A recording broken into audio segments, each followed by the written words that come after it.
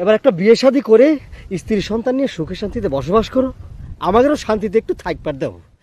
তোদের শান্তিতে থাকা নিয়ে আমার তো কোনো আপত্তি নেই রে বজলু ঠেটা, কিন্তু আমাকে বিয়ে করার উপদেশ তোকে কে দিতে বলেছে রে শুনি?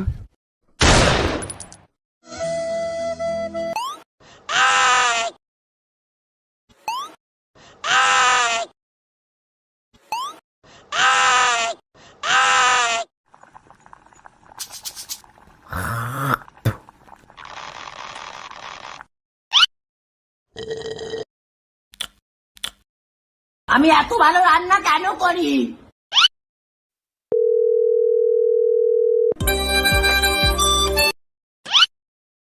হ্যালো, হ্যালো হ্যালো, কে? তোর শ্বশুর। ব্রেকিং নিউজ, দেশে কারেন্ট না থাকার কারণে এসএসসি পরীক্ষার্থীরা পড়াশোনা করতে পারতেছে না। জানা গেছে সন্ধ্যা হলে এই কারেন্ট চলে